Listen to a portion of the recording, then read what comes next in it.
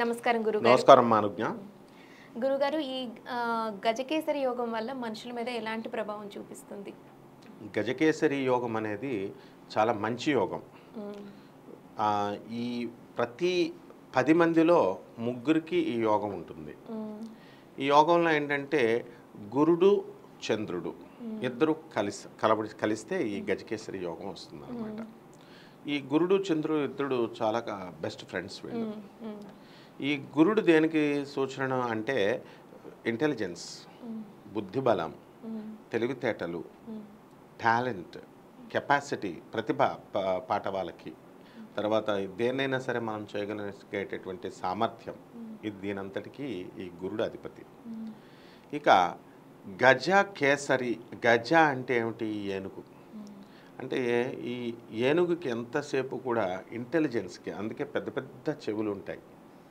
ఏనుగుకి కళ్ళు చిన్న చిన్నగా ఉంటాయి, చెవులు పెద్దగా ఉంటాయి. అంటే అది చాలా చక్కగా వింటుంది.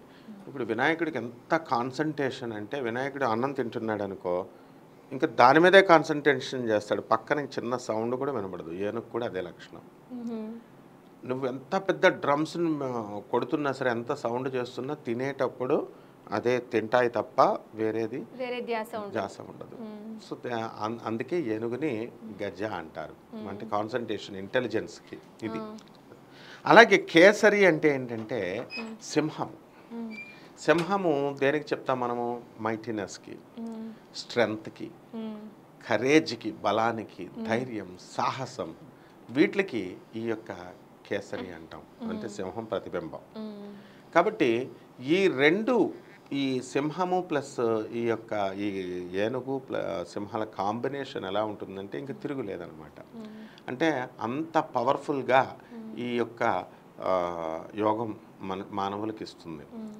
ఉదాహరణకు ఇప్పుడు గురుడు మంచి స్థానాల్లో ఉండాలి, కేంద్రాల్లో ఉండాలి. 1, 4, 7, 10 ఏళ్లలో ఉన్నప్పుడు శుభ ఫలితాలు ఇస్తాడు. లాభంలో ఉన్నప్పుడు మంచి ఫలితాలు ఇస్తాడు. ఈ చంద్రుడు ఆయనతో ఏ ఇళ్లల్లో కలిసినా సరే మంచి స్థానాల్లో ఉన్నప్పుడు ఇతడు ఇప్పుడు ఎంత స్థాయికి వెళ్ళిపోతాడంటే, వృత్తిలో కానీ వైవాహిక జీవితంలో కానీ ఇంకా ఫెయిల్యూర్ అనేటువంటిది ఈ వ్యక్తులు చూడలేరన్నమాట. ఇప్పుడు సేమ్ క్లాస్మేట్స్ ఇద్దరు ఉన్నారనుకుందాం. ఇద్దరు సేమ్ క్వాలిఫికేషన్స్ ఉన్నాయి, సేమ్ స్కూల్ నుంచి వచ్చారు, సేమ్ బలము, సేమ్ అందము, సేమ్ అన్నీ సేమ్ ఉన్నాయి. కానీ ఒక వ్యక్తి, ఈ గజకేసరి యోగం ఉన్న వ్యక్తి హైట్స్కి వెళ్ళిపోతాడు. వీళ్ళు గజకేసరి యోగం లేనటువంటి వ్యక్తి, వీడికి అన్ని యోగాలు ఉన్నాయి, అన్ని క్వాలిఫికేషన్స్ ఉన్నాయి, కానీ అతను సక్సెస్ యొక్క స్కైస్కి ఇతను టచ్ చేయలేడు అనమాట.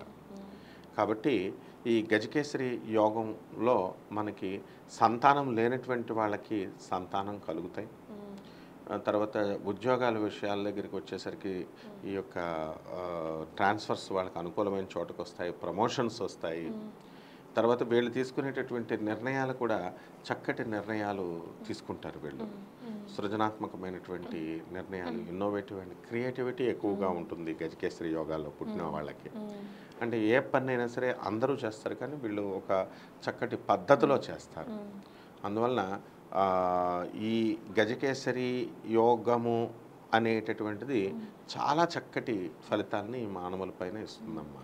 ఇది బర్త్ చార్ట్లో చూస్తే ఇది ఎంతసేపట్లో తెలుస్తుంది గురుగారు? బర్త్ చార్ట్లో మనం పుట్టినప్పుడు, ఇప్పుడు మనం ఆదివారం పుట్టాము అని మనకి ఎలా అయితే ఉంటుందో, ఇప్పుడు నెక్స్ట్ ఇయర్ అడిగినా నువ్వు ఎప్పుడు పుట్టావమ్మా అంటే ఆదివారం అంటాము, ఆ పై ఇయర్ అయినా ఆదివారం అంటాం. అలాగే ఈ పుట్టినప్పుడు వితిన్ సెకండ్స్లో మనం చూడొచ్చు దాన్ని. గురుడు చంద్రుడు కలిసి ఉంటే గజకేసరి యోగము అన్నది ఒక పెద్ద జ్యోతిష పరిజ్ఞానం అవసరం లేదు. మామూలుగా చూసుకుంటే చార్ట్లో చూస్తే గురుడు చంద్రుడు పక్క పక్కన ఉంటే సరిపోతుంది, చాలా త్వరగా తెలిసిపోతుంది. అయితే అవి మంచి శుభస్థానాల్లో ఉన్నదనుకోండి, ఇంకా మంచి రిజల్ట్స్ వస్తాయన్నమాట. దానికి పెద్ద జ్యోతిష పరిజ్ఞానం అవసరం లేదనమాట. ధన్యవాదాలు. ధన్యవాదాలమ్మా.